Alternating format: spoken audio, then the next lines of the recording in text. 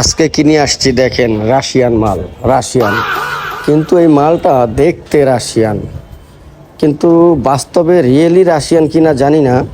মানে এইটা খুব ডালুমালু করে।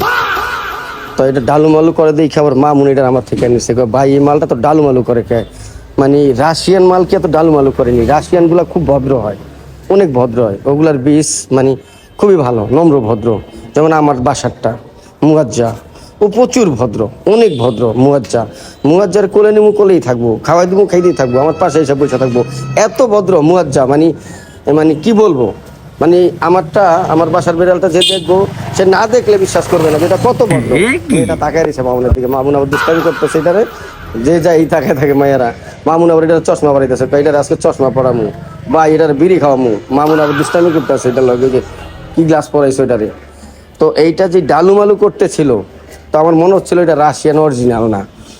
অরিজিনাল রাশিয়ানগুলা মানে দেখতে এতই সুন্দর, এরকম বড় হবে, মানে অনেক বোমা।